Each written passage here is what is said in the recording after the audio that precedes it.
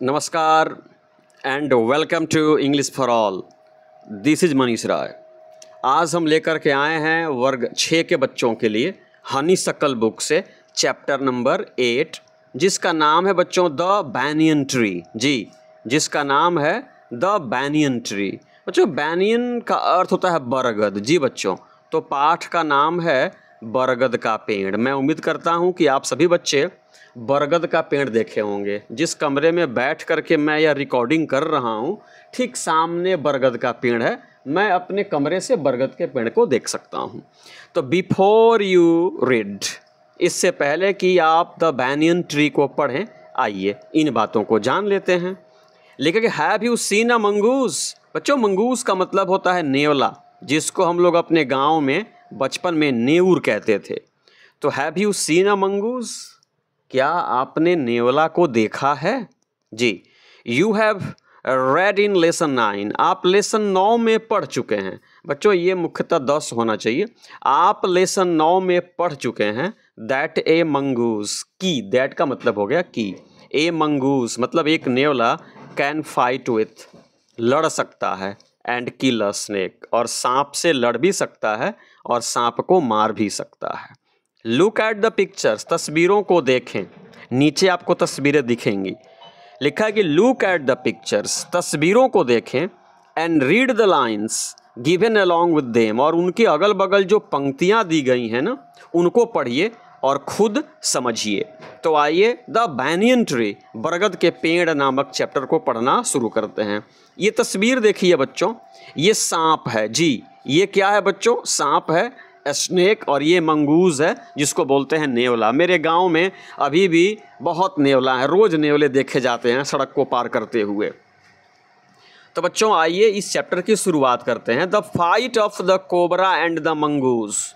Fight का मतलब होता है बच्चों लड़ाई, यानी कोबरा और मंगूस की जो लड़ाई है ना, is a classic drama. Classic का मतलब होता है उत्कृष्ट या महत्वपूर्ण। ऑफेन सीन इन इंडिया, यानी कोबरा और नेवले के बीच की जो लड़ाई है ना, वह एक उत्कृष्ट महत्वपूर्ण क्या है? ड्रामा है। ऑफन का मतलब अक्सर, सीन इन इंडिया जो अक्सर भारत में देखी जाती है, विशेषकर भारत के ग्रामीण क्षेत्रों में देखी जाती है। बच्चों, मैंने भी अपने बचपन में ऐसी कई लड़ाइयाँ देखी है। एंड द आउटकम, बच्चों आउटकम का मतलब होता है रिजल्ट। जी बच्चों, आउटकम का मतलब होता है रिजल्ट, जिसको आप कहते हैं परिणाम। And the outcome is largely the same, the same का मतलब होता है वही। और इस लड़ाई का जो आउटकम होता है, जो परिणाम होता है, जो नतीजा होता है ना, लार्जली द सेम, अधिकांशतः वही होता है। वही मतलब क्या? मंगूज की विजय होती है और सांप की क्या होती है? हार होती है। सुनिए, the mongoose is not immune. बच्चों, इम्यून का मतलब होता है प्रतिरक्षित, यानी किसी रोग से सुरक्षित।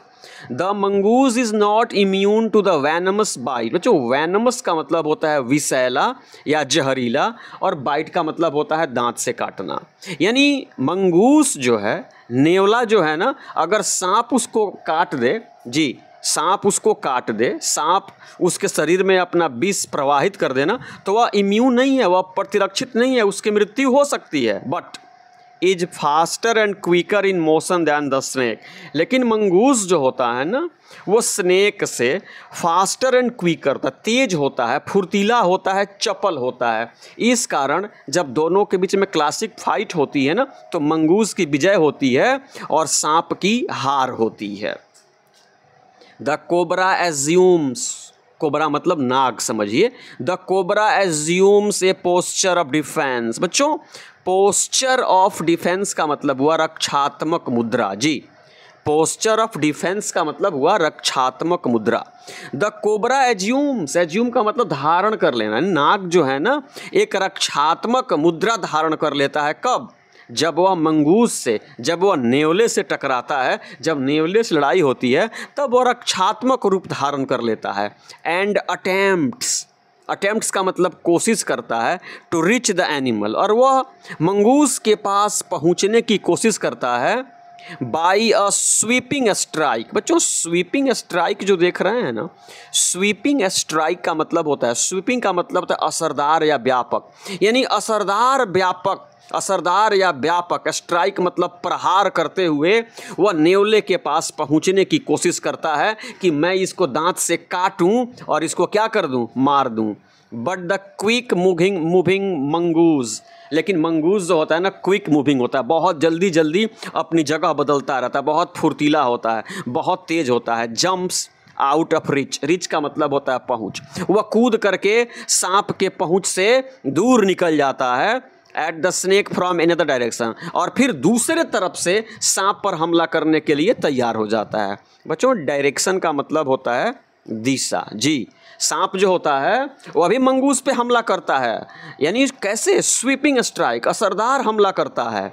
लेकिन मंगूस जो होता है ना, बड़ा चपल होता है, बड़ा फुर्तीला होता है, वह कूद करके दूसरी दिशा में चला जाता है। Before the snake can get into striking position again, यानी इससे पहले कि स्ट्राइकिंग पोजीशन, हमला करने की मुद्रा में सांप आए, नेवला कूद करके दूसरी ओर चला जाता है, और इस प्रकार से नेवला कभी भी सांप के चंगुल में फंसता नहीं है। सुनिए, दिस कॉन्स्टेंट मूवमेंट, कॉन्स्टेंट का मतलब लगातार, अनवरत। जी, और मूवमेंट का मतलब हुआ गति। यह जो अनवरत गति है किसकी, मंगूस की, tyres and discourages the snake, वह सांप को थका देती है, वह कोबरा को थका देती है, यानी कोबरा दौड़ दौड़ के आता है और मंगूस को बाइट करने की कोशिश करता है, लेकिन हर बार मंगूस उछल करके उसकी पहुंच से क्या होता है, बाहर हो जाता है, और इस कारण सांप थकता जाता है। जी, सांप थकता जाता है एंड डिस्करेज होता है, और हतोत्साहित होता जाता है कि शायद मैं इसको नहीं मार सकूं।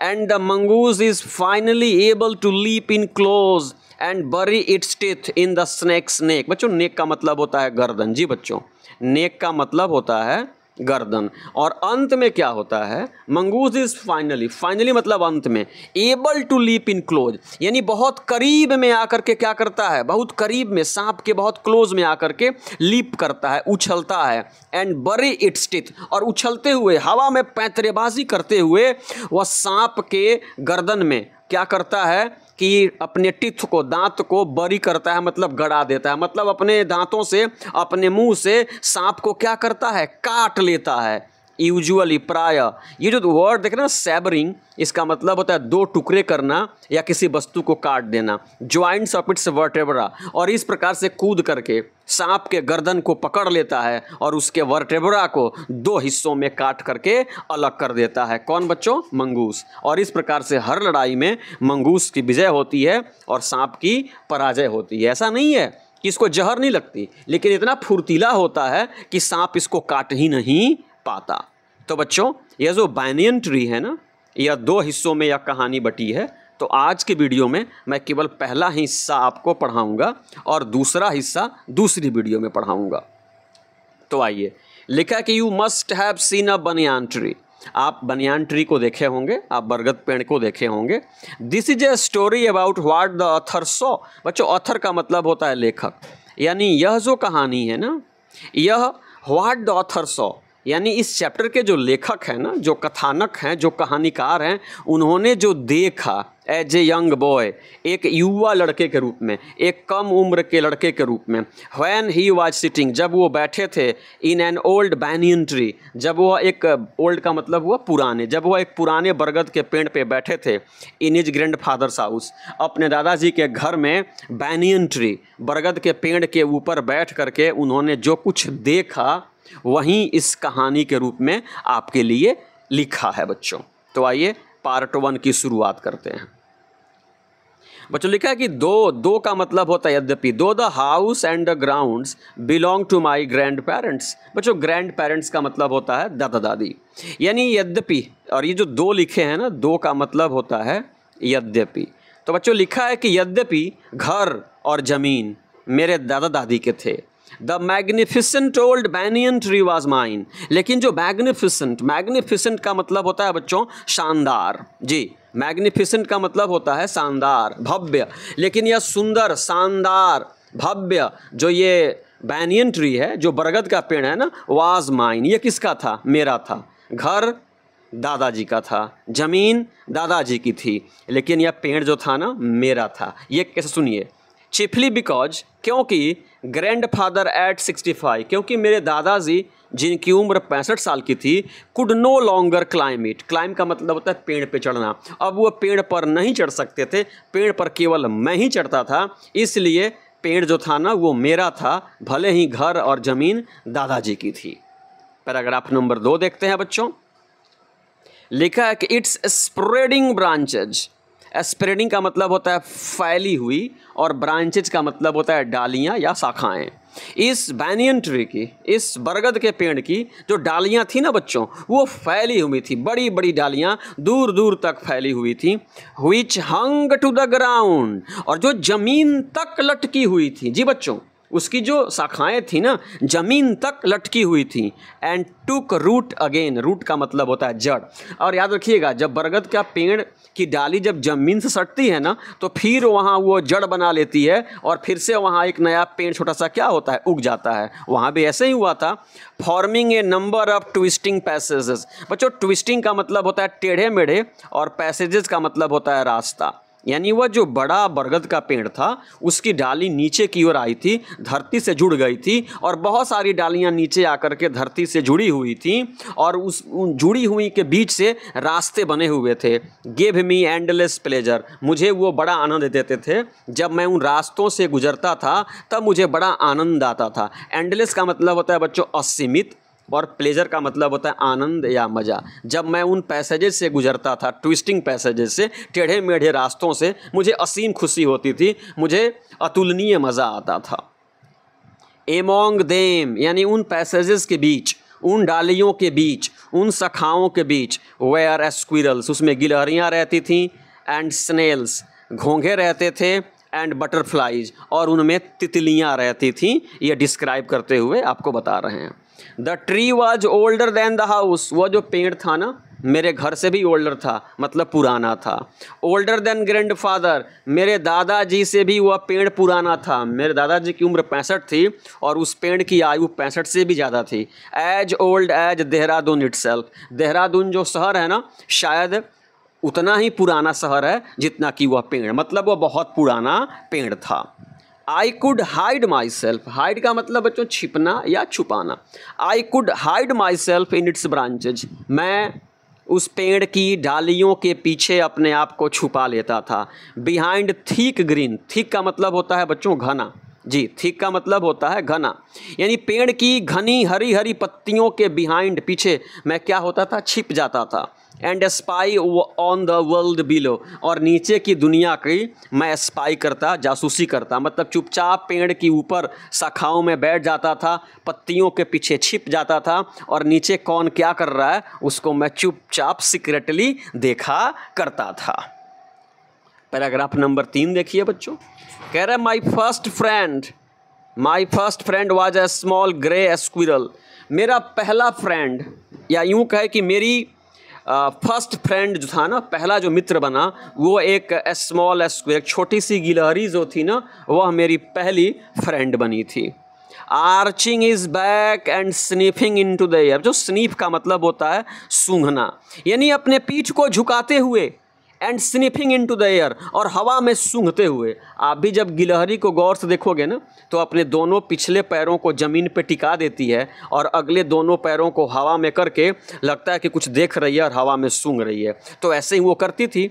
ही सीम्ड एट फर्स्ट, सीम का मतलब होता है प्रतीत होना, एट फर्स्ट का मतलब होता है पहले, टू रिसेंट, रिसेंट का मतलब होता है नापसंद करना, इन्वेजन का मतलब होता है आक्रमण, और प्रिवेसी का मतलब होता है बच्चों निजता।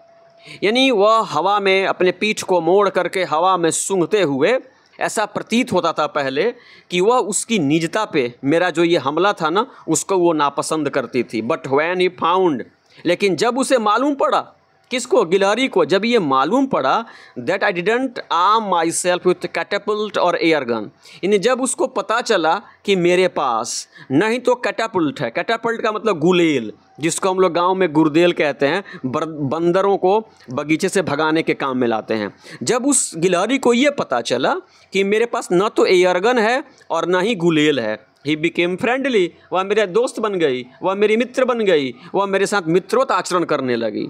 एंड व्हेन आई स्टार्टेड, और जब मैंने स्टार्ट किया, शुरू किया, bringing him pieces of cake and biscuit, और जब मैं उसके लिए केक लाने लगा, बिस्किट लाने लगा, ही ग्रीव क्वाइट बोल्ड, वह बिल्कुल साहसी बन गई।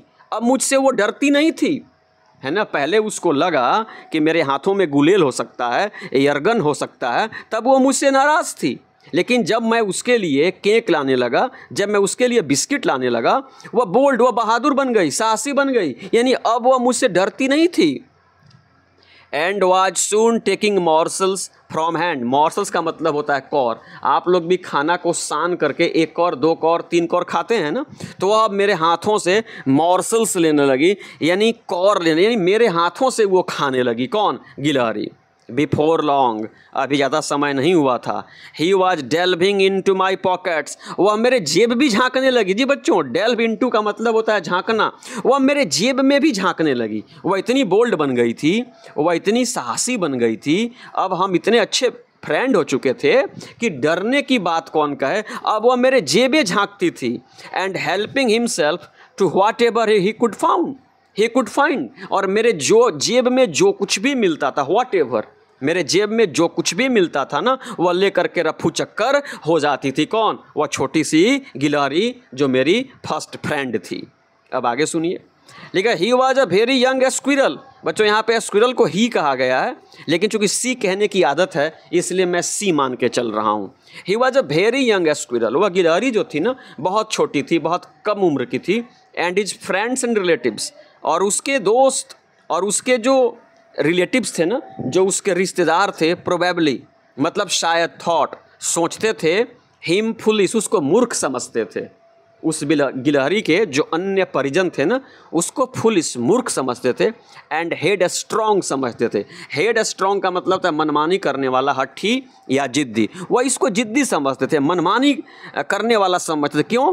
फॉर ट्रस्टिंग ए ह्यूमन, क्योंकि उसने एक मानव पे, ह्यूमन का मतलब होता है मानव और ट्रस्ट का मतलब होता है विश्वास करना, क्योंकि उसने मुझ पर, एक इंसान पर, एक मानव पर, एक आदमी पर भरोसा किया था, इसलिए उसके जो अगल बगल के लोग थे, यानी उसके जो पड़ोसी थे, किसके? गिलहरी के, उसको मूर्ख और जिद्दी, हठी और मनमानी करने वाला मान बैठे थे।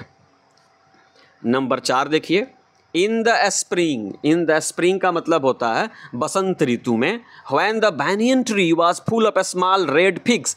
बच्चों, बैनियन ट्री पे जो उसका फल लगता है ना, जिसको हम लोग अपने गांव में गोंदा बोलते हैं, वह लाल रंग का होता है, छोटा छोटा होता है, उसी को यहाँ पे रेड फिग्स कहा गया है।